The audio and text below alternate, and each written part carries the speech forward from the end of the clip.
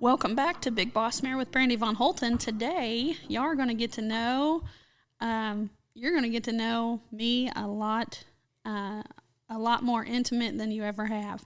Today, I'm going to interview my brother. His name is Gary Vaughn Jr. Okay. However, he always got the nickname Nubbin whenever we were growing up. So you want to explain Nubbin? Oh, okay. We got an uncle. His nickname was Tiny. His name is Harvey Manning. And the story I was told that I had put on, I was about three, maybe four, and I had slipped somebody's boots on. You know, I was a little kid in some grown-up boots, and he said, "Where are you going, Nubbin?" And it stuck. Yeah. Mm-hmm. Okay, so I never called you Nubbin. In the country, you got two named by most of our family. We had a Becky Kay, a Betty Sue, and we had Gary Lynn. Okay, so, and I know you don't like to be two named, but that's kind of a Southern thing. Now you just get called Gary. Yeah. And I always just called you Bubba. So yeah. You are. I remember one of your friends asked me, "Hey, what's your brother's name?" He said, "Bubba." So I only have one brother. You and I have different fathers. My father's name is Ronnie Smith, but you have multiple sisters. Okay, so how many sisters do you have besides me? Okay, I have two by Gary Vaughn. I have a relationship with one of them. The other one basically disowned that part of the family. And then I have a stepsister by him now. Okay. So you have a total of 4 sisters? Yes. You've got 4 sisters. That always messes people up whenever I'm like, well, I've got one brother, but I thought you had 6. I told him you had 6 sisters, but you've got 4 sisters. Well, and when I say I got a stepsister, I don't like the step or the halves or any of that. I got sisters, and that's it. Okay. So one of them right now just won mayor of a local town? Yes, Heber Springs, Arkansas, Casey Griffin.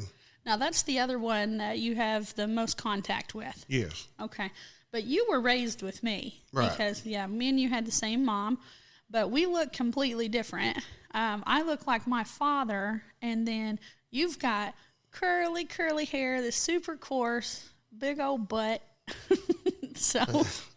I got a little bit of mom and a little bit of the Vaughns. Yeah. So, anyways, but we're both chubby. We're always working on it. I know one time whenever you and I, we were both already grown, and me and you used to play around, like beat each other up and stuff like that.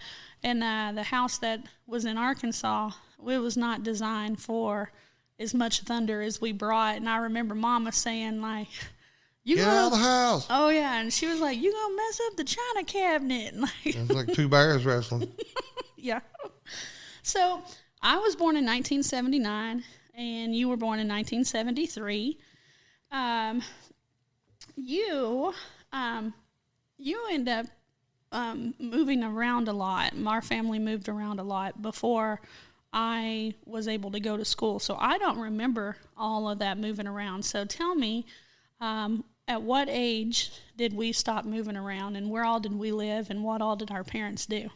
Well, we, from what I can remember, as far back as I can remember, Ronnie farmed with one of his cousins, and that moved us around because he worked on different farms for a financial company. When they would foreclose on a farm or buy a farm, he would move to that farm, and we would do work on it and get it ready to resell. We might be there a year or 2. We may be there, it just varied. And then Ronnie went pipelining, and that's where we did the most moving. We lived in from South Texas up into Oklahoma, Colorado, New Mexico, and then he went back to farming. And then at some point, when I was in third or fourth grade, our parents separated, and we ended up in Greenbrier. And I'm back in Greenbrier now. So made full circle. We stayed in Greenbrier for a year or so, and then we went to DeKalb, Texas. I was in the 5th grade, and that's where I graduated. We stayed there longer than anywhere. So it was 5th grade before we stopped moving around. Right. And then in DeKalb, we did live in our parents got separated again. So there was 2 to 3 houses because I lived in town for a little bit, and that was before we ended up moving to Arkansas. Right. But just so people know, I think our parents, we say our parents, this is my father, but then the guy that raised you, and then our mom, but they were married and divorced from each other 3 times. Yeah, okay. Multiple times. Yeah.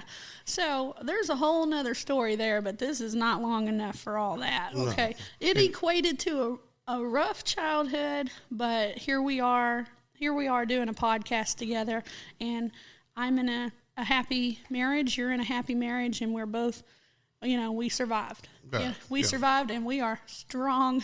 People don't even know how strong we are. So let's go back to when you were around. So our mom, Marcia was born in 1956. She was born in December of 1956. So she was a teen mom. Mm-hmm. Okay. Well, then your father, she actually did marry him. I do believe. Yeah, they were married for a couple of years. Yeah. Well, he was only a few years older than her. Yeah. So here we are. We got my mom's a teen mom. She's married to a gentleman that's also young. Okay. Mm-hmm. And you had, I don't know what percentage of your body burnt from our mom's mom, our grandma. 60%. 60% of your body was burned, and you had to go to Children's Mercy for several months, and it was around that time that your father and Marcia ended up getting divorced. Right. Okay. So let's talk about this. It was sometime after that fact, but it was they were not together at the time. They were separated. So I know that would be a lot. It's a lot to be a teen mom, okay? And then to have a child that, you almost were deformed. Mm-hmm. I was told that you had to be in almost like a full body cast and that you had to learn to walk again. Yes. And then, just to preference this, our grandmother and grandfather, so that was Dorothy and, what was Grandpa's name? Ermel.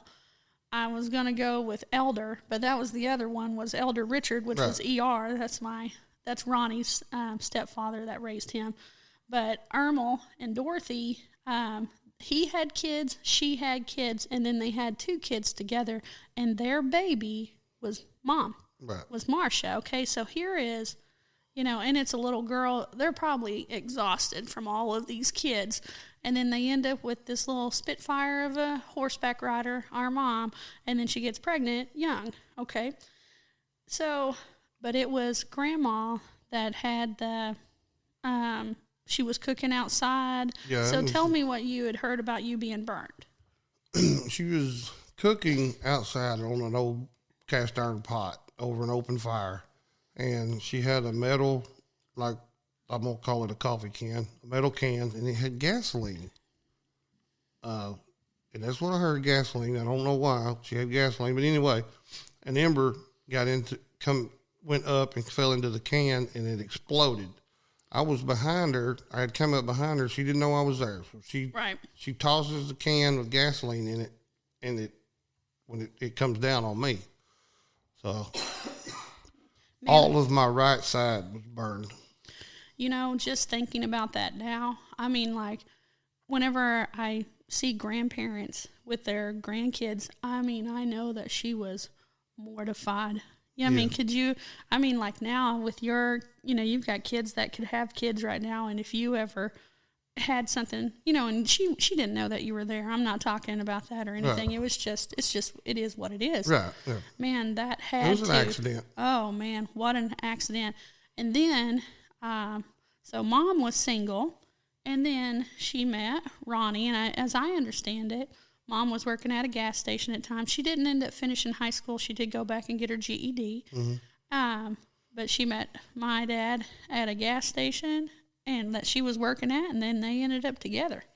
So I remember some kind of, okay, so we're not able to say cuss words on here, but I was told whenever you met Ronnie that something about like, hey, where are you going to go? And you had told him, well, you can go to HELL. Okay. And so here you were, little kid. And then he's, I always thought that was hilarious.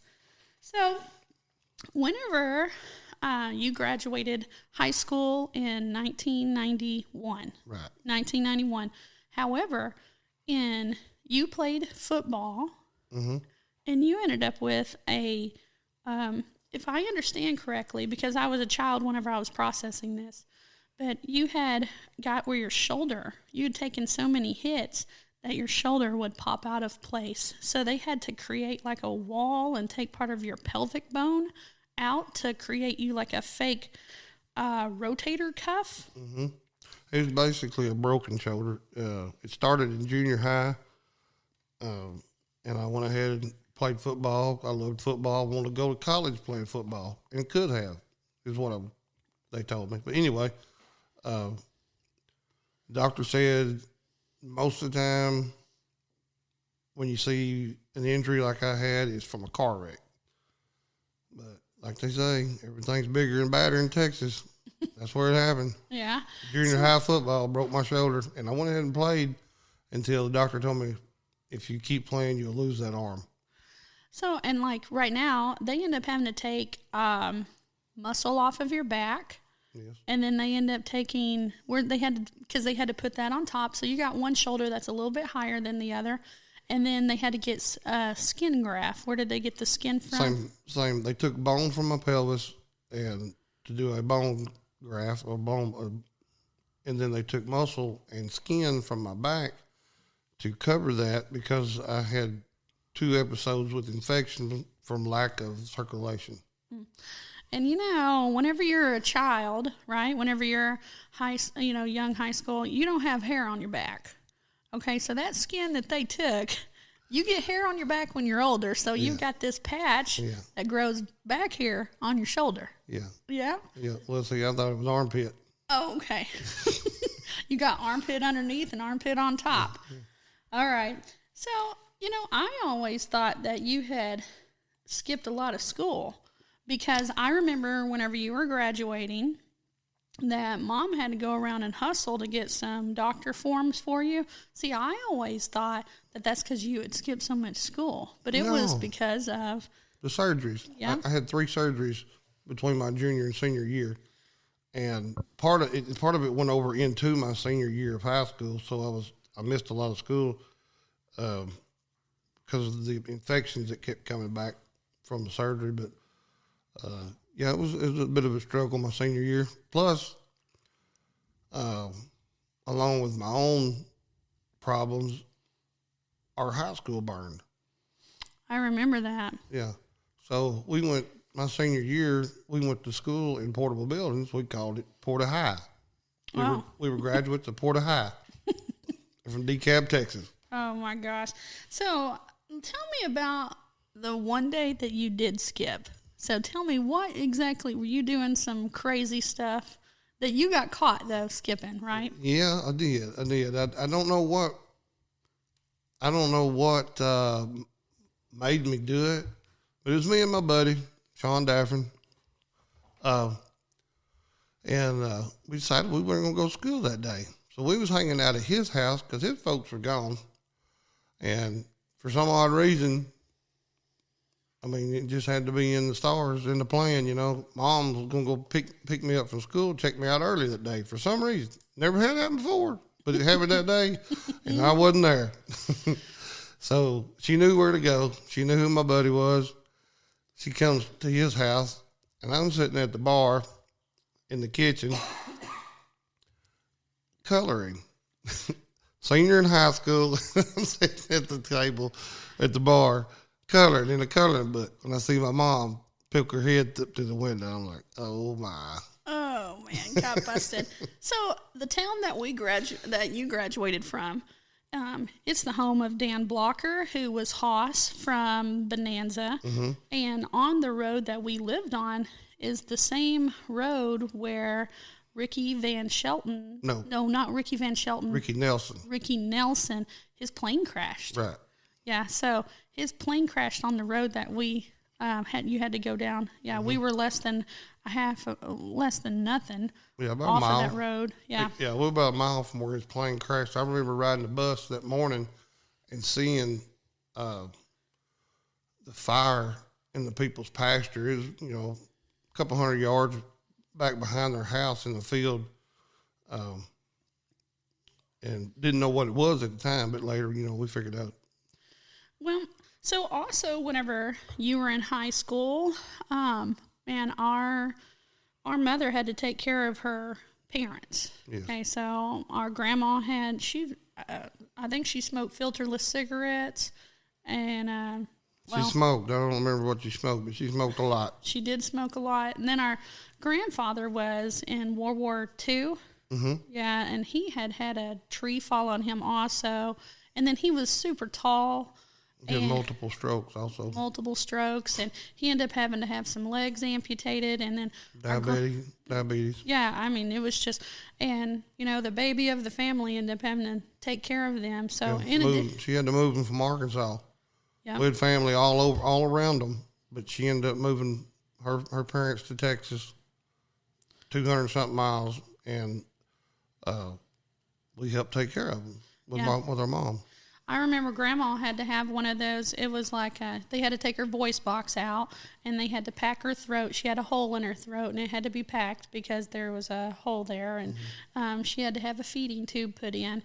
And so a lot of that was going on at the same time that, you were dealing with your shoulder, and it was just a lot. I mean, Yeah. But at the time, it just seemed like life, Yeah. And it just made us stronger. Yeah. Well, and I'm glad that Mom was able to do that for her parents. It really meant a lot to her to be able to do that. It was, to say that it took away part of our childhood is it's not really accurate because it was just part of our childhood. Right. We had to, I remember the day that Grandma passed away whenever we were there, and Mom was there, and she came in, and she still had Grandma's blood on her. Yeah, I don't feel like I missed anything, Yeah.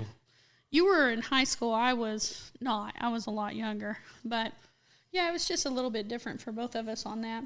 So let's talk about, Ronnie. Ronnie is, Ronnie's gotten a lot better. My dad. Yeah. He's gotten a lot better in these last few years. And, I don't know, it's hard to put terms, that he cared about us, but he cared about us. Sometimes he would show it with money, and it was hard love, tough love. It was a lot of tough love. But the man that Ronnie is now, he's an excellent grandfather. Oh, yeah. To your kids now. But I think that Dad might have needed like a owner's manual on us because he made quite a few mistakes. But he's, now that we're both in our 40s, we're okay with everything now. Yeah. Because it just took, sometimes it takes men a little bit longer to get to where they need to be. It does. I wish that the person that he is now would have been the person that he was when we were growing up. Oh, yes. Yeah, that our lives would have been different. We wouldn't have been as strong as we are right now, but, boy, anyways, whole nother thing there. But let's talk about these women of your life. Okay, the women in your life. So you graduated in 91, but so here's what happened. In 92, our parents had, they had quite a few felonies and had gotten into trouble with the law. And I remember I had gotten made fun of in school. Okay, so their problems had come to me in school. So at the time, here, I'll just put a little dirt out there. Ronnie had stolen some cattle. Mm-hmm. Okay. Well, then and then he was selling them. Well, some of the kids were making fun of us, and their parents had told them that they were not allowed to be around me. So after I came home and told my parents that, they decided to get a clean start. Okay, so that was whenever we moved from Texas, which is where you graduated, and I had started school in Texas, and we moved to Arkansas. Well, that was only 1 year after you had graduated. So whenever we moved to Arkansas, you didn't know anybody, and you were super young. So what do you remember about that time in your life? Well, I left DeKalb before Mom and Ronnie did. And I come back and got a job here, stayed here for a while. And I didn't really Where's here? Arkansas. Arkansas, yeah, okay. The Equipment, Arkansas. I had family. I had some cousins. Our folks, we weren't around a lot of them because we lived out of town. We lived out of state, So I knew my cousins, but I weren't friends with them. I didn't have any other friends. So at some point, I said, I don't like it here. So I go back to Texas. Well, something about Texas wasn't sitting right with me. So I come back to Arkansas. So I did that a couple of times before I really decided on where I wanted to settle. And that's a big decision because you were just like 17, 18 years old. Yeah. And then you were kind of like, okay, I moved here, but like my family, we're not close. We weren't close to them because we weren't raised around them. And then, but your friends were in Texas. But that's a lot of moving for somebody that's 18 years old. Because I know now, whenever I was 18 years old, like I was not stable. Right. Not financially stable. I wasn't either. I carried a recliner. I carried everything I owned in the back of my pickup. Those 3 or 4 times I moved back and forth from DeKalb to Equipment, and before I ever decided, Arkansas is where I want to be. Okay, so you married a lady named Antoinette, but she went by AJ. Yeah. So you married her in 1996, and I think she already had two boys. Mm-hmm. And that ended up not working out. Right. But, you don't hate her. I know now AJ is like raising bucking bulls and stuff. But she's very successful. We are friends on good terms. We can, we were young and we didn't really know what life was about. Right. So no harm, no foul. No, right. And after, and AJ, bless her heart, one of those boys, he ended up going into the military and he didn't come home. Yeah, he died in Afghanistan. And IED, he stepped on one, exploded. She lost him there. Yeah. And I have pictures of, a lot of the women that you've dated or married had children. So you've brought kids into our lives, my life and Mom and Dad's life. And, I still had pictures of us with her 2 boys. Their names were? Lauren and Legend. Lauren and Legend, and Lauren is the one that passed away. Right. Okay. So after your marriage that was short-lived with AJ, yes, you end up going through bankruptcy. Right. Okay, because you're a young man and married a little bit early, and we moved and didn't really have a sense of home. You were like, where do I fit in? Okay, so no harm, no foul there, because a lot of people mess up finances, and I understand you were young. Well, then in 1999, you marry Trina. Yes. Okay, so Trina had 3 kids before you. The oldest had actually passed away when it was how old? Still an infant. Okay, it's a couple of weeks or something. Yeah, maybe a month at the most. Okay, and then she had 2 other children that you ended up adopting. So let's talk about them for a little bit, because Kristen. Yes. Kristen looks like she should be my child. Yeah. Oh my gosh. And it's so weird because absolutely no blood between she and I, but then I would like take a bullet for her. Okay. Yeah. But people have seen pictures of me whenever I was younger and they were like, oh, is that Kristen? So it's always been kind of odd because she looks like a spitting image of me. She confused younger picture of you for herself. Oh, Kristen even thought it was her. Yeah. Kristen's so extremely smart, and she's always had to work for it. Mm-hmm. But she ended up getting like a big old scholarships for. Yeah, she got a full ride to Arkansas State in Jonesboro. And she was a drummer in high school. Yes. And now she lives in what, Michigan? Michigan. Yeah. Oh. And just love her to death. I'm so proud of her. And very strong girl. I can have a conversation. You know, she and I are different, but then we're not. You know, she and I can have like any conversation and talk about things that we disagree on, and it's always okay. Oh, yeah. Yeah. That's love. Oh, yeah. Well, I love her to death. I would do anything for her. Then you also had Justin. Yep. So Justin, I remember, oh my gosh, he was just a young boy. He was live wire. Oh, he was, you know, and I remember Mom and him would get into it, and he was just young, you know. Well, he had a little problem with speech, and a lot of people didn't understand him, and right. it really upset him because he would try so hard to make his point or make somebody understand, and he's like, oh, never mind. Well, he ended up being he went to state in wrestling as a senior, as a freshman. He went 3 years to state, qualified. You know, he placed in state all 3 years.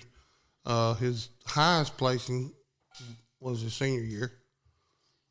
Very proud of Justin. He had a little rough go. He got married just right after he started college. He was going to Harding University there at Searcy, and got married, and that didn't work. That didn't work, and so he joined the military. Yeah, he's military. And then in his, he ended up graduating first in his class, or he ended up being, I remember he was at the top of something. He was able to, at the awards, he was the one that spoke or had to do the commands or something. And then. Oh, yeah. When he graduated basic. Yeah. Yeah, he was at the top of his class. He was, I don't understand all the military stuff, but he was at the top of his class. You know, and I love that he's in the military because it's like it's a family. Yeah. You know, I know that brotherhood. It is a brotherhood. So let's talk about something that happened though. You ended up adopting Kristen and Justin. Yes. Yeah, like legally adopting them, and so they actually call you their father. Right. So, and then y'all had you and Trina had a daughter named Caitlin. And it was Kaytlynn because Trina's middle name was Kay and your middle name was Lynn. So y'all did a plus because you combined them. Mm-hmm. So Caitlin, Caitlin she was beautiful. Oh, yeah. And you know what? And she was built just like you. She was like she was not very tall, and she was brick house.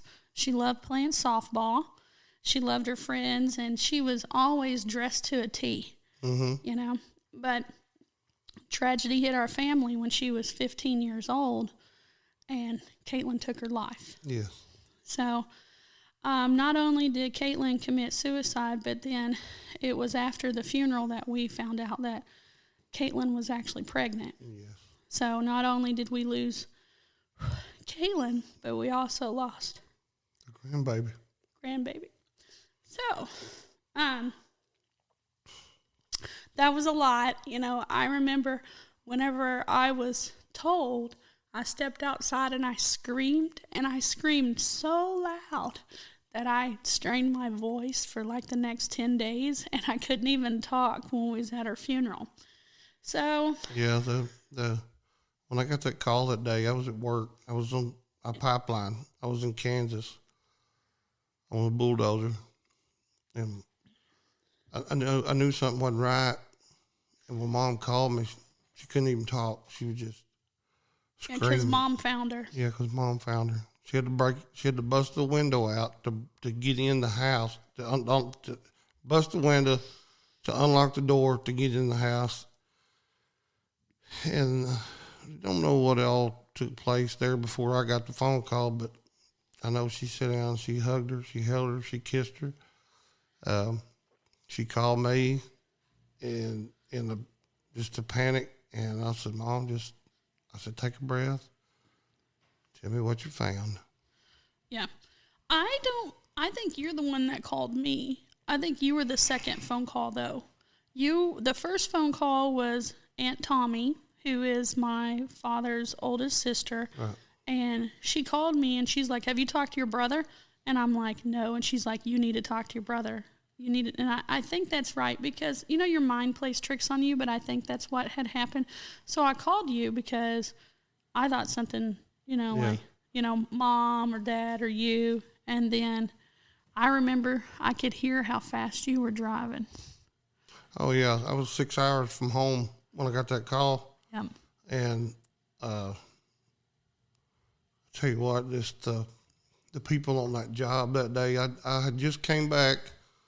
Justin had just had his state finals wrestling tournament that week, the weekend before that, and I was making good money, but I kept enough to make it through till I got paid again. I left the rest of my money with the kids, and so the day I got that call, I had gas in my truck and I had groceries at the house, but I didn't have no money in my pocket, and I went down the right of way to every operator that I knew. I said, man, can I borrow some money?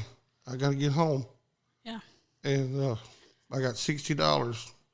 And when I got that $60, I hit the road as hard as I could. And I was in Kansas. When I come through Tulsa, Oklahoma, I remember my truck. Kept feeling my truck just shut off. I'm like, what is that? I held it on the floor. Oh. Never let up. Yeah. And everybody kept calling me and said, Just stop. We'll come get you. I'm like, why? I got to get home. I got 2 other kids that need me, and I need them. So I'm on my way. Don't come for me. I'm on my way. We had a large horse booth that was like at something called Equifest of Kansas, and we were packed up to go to that. Well, we went there and set up, and then somebody came and worked our booth for us because it's like the largest horse expo, and then we had to drive back to it to take it down, and so we were having to go do this big back and forth. But it was at that funeral that I actually let Ronnie back into my life, because there's just a lot of the story that we have to leave out. Yeah, well, it's just respectful, right. We just have to do that. Well, that was a turning point for me and him also. Yeah, there was 2 years of silence that got broke. Yeah, and because at that time, none of that stuff matters. You know what I mean? Right. Kids, whenever you have kids go first. Right. Kids always are first. So that was, and then my father ended up coming here later on, and he lived here for like 13 months, but it was, there's so many things that have come out of Caitlin's death. Yeah. Okay. Because you have to focus on the positives, because if you focus on the negatives, it'll eat you up. Oh yeah. Yeah. It will eat you up. And I did let it eat at me for a minute. When I say a minute, I mean a long minute. And it was tough. But okay, go ahead. I'm sorry. No, it's okay. I mean, like out of every darkness, there's a light at the end of the tunnel. There's, I miss Caitlin. I love her to death. Do anything in the world to bring her back. Yeah.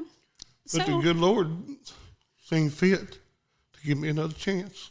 Yeah. So something that we have to be very cautious about the way that we talk about this, okay? So, a lot of times people need comfort. And here's my brother needed comfort. Well, one of his, it was a lady that he had seen before, came and spent the night with him.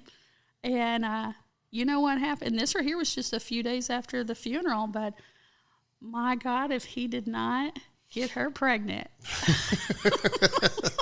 So we have to be like, yeah. Oh, that was I remember. We got this moment right here. Yeah. We're laughing in the middle of our tears. Yeah. And this little innocent girl that came out of that, and you weren't ready to be married. No. You were not ready to be married. But I think she saved you. So, yeah. Because, you needed some saving. Before that had happened, like after your marriage with Trina, okay, I went downhill. You went downhill, which resulted in 3 felonies. Yes, I got in some trouble. Let's talk about these felonies. What were those felonies in? It was drugs. It was meth. Mm-hmm. That's something that I had toyed with on and off for 20 years and never thought I'd get caught. That's what everybody thinks. When they're doing something they ain't supposed to, I ain't going to get caught. But anyway, I got caught. You got caught hard, like bad caught. Well, not as hard as some, but I mean, it could have been worse. Yeah, I remember seeing that state trooper come off the freeway, and it was like a hawk on a rabbit. And the old boy that was with me, I'm like, "We're done." He said, "What are you talking about?" I said, "Look at that." He said, "Oh my." I said, "Yeah." I said, "You just keep it cool." I said, "We're caught." Yeah. And I got 3 felonies out of that. I had a. So you had possession of methamphetamines. Yep. Then you had possession of paraphernalia because you had a glass pipe. Right. And then you had simultaneous possession of drugs and a gun. Yes, that's a big one. That's a class Y, which could result in 40 to life. 40 to life. So you end up getting a very good lawyer. Yes. And you were on probation for how long? 5 years. I got sentenced under the First Offenders Act. They reduced that class Y to a D. Mm-hmm. So that kept me out of jail, out of prison. I did 5 years probation, paid some fines, lost a few things. Yeah. Material things, which I'm not messed up about that. Mm-hmm. But I learned a lesson. I was always so worried about you going back down that slippery slope after Caitlin's death because it was we didn't know it was coming. And then the way that she committed suicide was dramatic. Yeah. And then the fact that she was pregnant. I mean, it was just like, good Lord. It was so much. It was so much on a heart. It was so much on every person in our family. Yeah. But then there's Eliza. There's Eliza, and she actually has 2 middle names, right? It's Eliza Marie and Brooke. Right. Okay, so Marie was also Caitlin's middle name. So Geneva. Mm-hmm. Let's talk, because Geneva is your 3rd wife. I consider the first 2 like starter wives. Yeah. This is my 3rd marriage. And it's your last marriage. And it's my last marriage, but it's my first wife. Yeah. Okay. So, yeah. She's a good, strong Christian woman. We wouldn't be where we are today if she wasn't. Yeah, because, and I feel so comfortable. Me and my brother have a very, we went through the same childhood together, okay? Yeah. Even though there's a big age difference between the 2 of us, there's nobody else that has the same experiences that we have, okay? So I'm able to say that you have a lot of baggage. Yes. You have a lot of baggage, I mean, you're not quite handicapped, but the arm has some limited use because of the surgery and the bankruptcy before, and now that you had the child that passed away, and then a couple of wives before, you kind of had like this troubled background. Right. But me and you, we've always been able to talk, and I know that originally whenever you married Geneva, it was not for love. You married Geneva because you didn't want to put another child through that same thing. But now you love Geneva. I'm so thankful for where we are today. I mean, it saved me. if Geneva had not come back into my life, I'd either be dead or I'd be in prison. Right. Because without Geneva, you know, being there, obvious and it right was, there. Geneva is the big one. She has Callista, her daughter, which is, I call her mine. Right. I love her. I'll do anything for her. She just became an adult the other day. Yeah, she just turned 18. Right. 4.0, senior in high school. She's doing great. And she can sing. Oh, she sings like it's just the most beautiful thing in the world. Yeah, I'm so proud of her. But she has been such an inspiration. Her walk with God, her faith. I mean, she has been an inspiration to me just as much as Geneva has. Geneva's give me that love, that tough love. I mean, she's put up a lot with me. Well, and you know what? I feel so sorry so our family is a lot. Our family is a lot to absorb, yeah. Okay? And then the way everything had happened, and it was right after a tragedy. Yeah. And she was not welcome with open arms. No. No, she was not. I didn't have anything against her, but, it was just rough. And then you were not with her whenever she was pregnant. Y'all ended up getting married. Yeah, we didn't get married till after Eliza was born. Right. Eliza just turned 5. So we got next year in June we'll be married 5 years. And I just think the world of Geneva. She has great ideas. She's energetic, but then she saved my brother. She has allowed you to become the father, the parent, and the husband that you were always able to be, but you just weren't. Right. I tell my oldest kids, they think they got life figured out. I said, look here, Dad didn't figure it out. Yeah. I can't say I got it all figured out now, but I'm a lot closer. It took me. I'm fixing to be 49. Yeah, isn't that crazy? And I'm just so grateful for Geneva, and I'm so happy that she's able to let people grow, because our family has grown to love her. Yes. That is, my respect towards her, and is just. I don't think she understands how much I appreciate what she's done for you. She don't know how much I love her now. Right. I can't put it in words. She saved my life, She did save your life. And Eliza just turned 5, and I called her on her birthday, and she told me, I'm going to start school next year so I can graduate, and I got to graduate to go to college. And I was like, well, yes, you do. She got a vision. Oh, and I have absolutely no doubt that whatever comes out of her mouth, she's going to do. Oh, she's very determined. Oh, my goodness. She's a very determined child. And right now, she loves rainbows and unicorns. Yes. Yeah. And she shares a lot with her big sister, Kristen. They both love rainbows and unicorns. Oh, yeah. So, do you remember anything from our childhood that you're just like, Brandy, what are you doing? Like all the martial arts or anything? Or, I don't know, any of the stuff that stands out that would be like a funny story for people? I kind of put you on the spot. Yeah. Our life wasn't a lot of joking around. It was really serious, and I learned how to fight really good because of... I learned how to work. You learned how to work. I learned how to fight. And then both of us are just so driven, and I know now, I remember you bounced around a lot, after high school, you bounced around trying to find, where your quote unquote home was. And I remember you changed jobs a lot, had some anger management issues in there, but that's mellowed out. But I know now you're at a job that you've been there long enough to get vacation. Yeah, 5 years.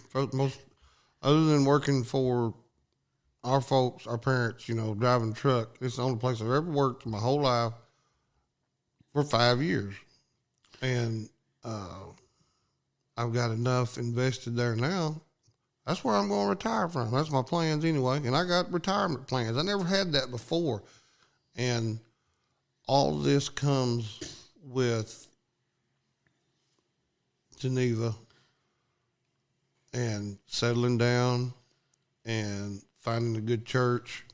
And I learned a lot about faith. The Lord has done a lot in my life. Yeah, you have found God now. Yeah. And you're like, I found God. I know who God is. Mm-hmm. You're called Brother Gary now. Yes. Brother Gary. And I'm like, it's different, because like you're Bubba, but you are Brother Gary also. And man, I don't know if you ever know how proud I am of you. I know, a lot of people just don't know what we went through. No. They just don't know. And, but we survived it, and I'm so happy for the second half of our life, because the second half of the life is filled with happiness. Yeah. And our parents finally have priorities figured out, and Ronnie is so good to your children. Oh, he is. He's the best grandpa they could ever ask for. Pawpaw, grandpa, whatever you want to call him. He's there for all of my kids, and I'm so thankful for that. And then Mom, oh my gosh, Mom and me had a different relationship than Mom and you did. Yeah. Okay, and it's just because she was a teen mom, and then she had her kid that got burnt, and then she went through a divorce, and then remarrying, and I always felt like she protected you, but by God, she had to. Like whenever you were younger, there was just a lot of things that she went through with you. Yeah. And, me and her just had a completely different relationship, and I love our mom, and I always felt like you were most definitely the favorite. So, but that's okay. I don't think that now. I think Mom adores us both, and she would, she's proved it time and time again where her loyalties are with us, Yeah. And, now y'all live in the same town. Yeah. And Eliza gets to see Mom all the time. She calls her Mudder. Mudder. Mudder, Mudder. That's right. Yeah. When she could just barely talk, that's what come out, Mudder. And that's what Mom, she said, that's what it'll be. It will be Mudder. It'll be Mudder. Man, and Mom really connects with physical stuff. Our mom she's not a hoarder, but she right before that. She connects. She never disconnects. Okay, yeah. Our mom has so much stuff. And Gary and I have, Gary and I. Oh, that's fine. Gary Lynn and I, we're like, whenever she passes away, I'm like, you get everything. Because it's going to be so much to go through. One of our cousins, Betty Sue. Oh, yeah. Yeah, she's like, how you spell Gary Lynn? I'm like, GaryLynn. That's 2 words. She's like, oh, I thought it was 1. Like, no. Gary Lynn, yeah. Yeah. Well, oh, yeah, we talk about who's going to end up with Mom's stuff, and I'm all like, you can have it. It's just so much to go through, Oh, yeah. Oh, yeah, I know. So, it's another stepping stone. We'll cross it when it gets there. Yeah. When we get to it. Well, I hope that y'all enjoyed getting to know me on a little bit deeper level. This is the only sibling that I have that I know of. Okay, so I would not be surprised one day if somebody comes out that's like, we got the same daddy. I found this out or something. Yeah. Hey, that's how I found Casey. I found out about her. She was 22 years old before I met her. Oh, yeah? Yeah. I know our dad kind of lived fast and life. her mom did exactly what you're talking about. She's like, look, you need to be doing some checking, when she got old enough to date and stuff, because your dad was around her. He got around her. Yeah. And I got to say this before we get off here, because Brandy has talked about how proud she is of me and my family and for us and all. And I just, I don't know how to tell you how proud I am of you, Brandy, and how thankful that you are that you got David. Yeah, and y'all been able to build this life. I know it ain't easy. You live at work. Yeah. And you work where you live. And, but I'm proud of you and David. I'm proud for you.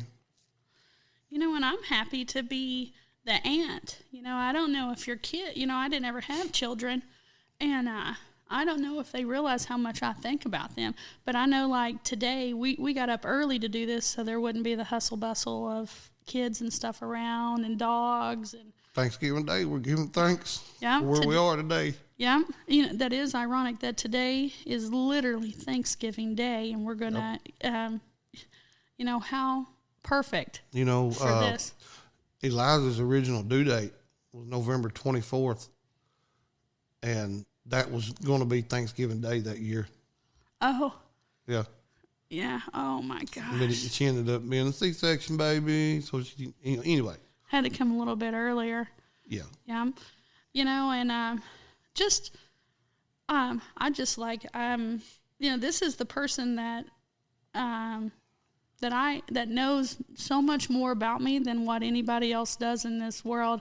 And I am so close to David, but David just didn't, I mean, he wasn't my brother. You know what I mean? He didn't go through the stuff that we did.